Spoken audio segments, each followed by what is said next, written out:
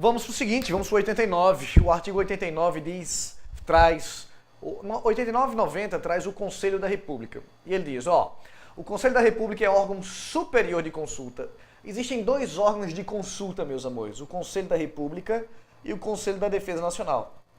Você vai ver daqui a pouco que o Conselho da Defesa Nacional é órgão de consulta. O Conselho da República é órgão superior de consulta. Há uma hierarquia entre eles, perceba. É órgão superior de consulta do Presidente da República e dele participam. Olha só quem participa do Conselho. O Vice-Presidente da República, brasileiro nato.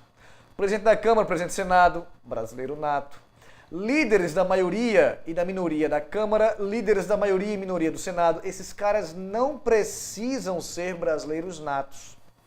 Não precisam. Ministro da Justiça, o da Defesa tem que ser nato. O da Justiça não tem que ser nato. E aí 6 cidadãos brasileiros natos.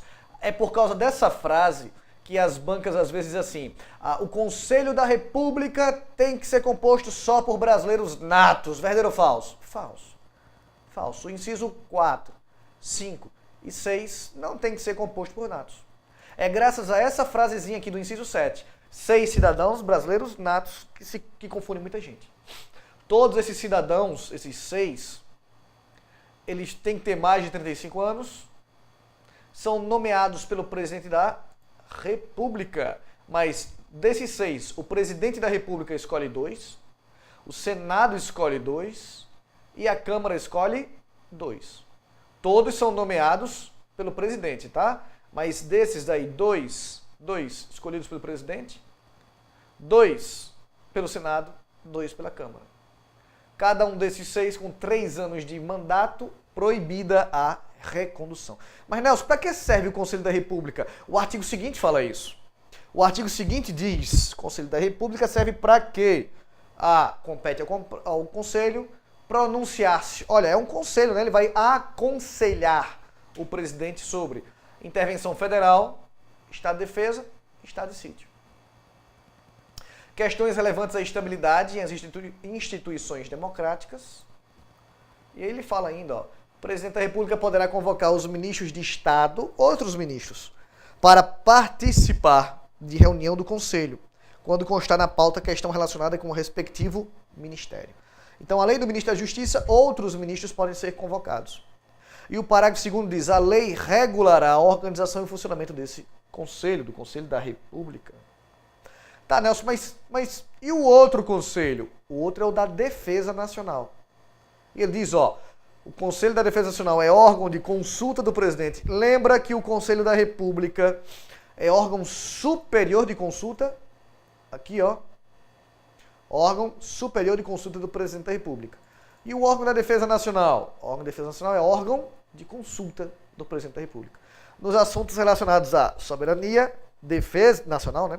Defesa do Estado Democrático, e dele participam, o vice-presidente participa dos 2 conselhos, o presidente da Câmara e do Senado, dos 2 conselhos, ministro da Justiça, dos 2 conselhos, ministro da Defesa, esse cara tem que ser brasileiro nato, o da Justiça não, mas o da Defesa sim.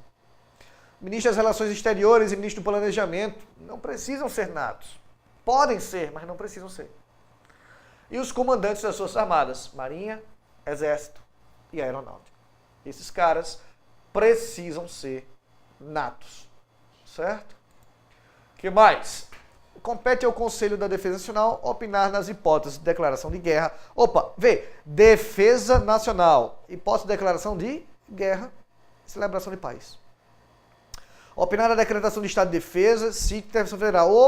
Esse inciso aqui é competência do Conselho da Defesa Nacional e do Conselho da República. É algo comum. Esses 2 conselhos serão ouvidos. O presidente, para decretar a intervenção federal no Rio de Janeiro, teve que ouvir o Conselho da Defesa Nacional e o Conselho da República. Propor critérios e condições de utilização de áreas indispensáveis à segurança nacional. Conselho de Defesa Nacional. Faixa de fronteira, preservação e exploração de recursos naturais, estudar, propor, encaminhar o desenvolvimento de iniciativas necessárias para garantir a independência nacional e o Estado democrático de direitos.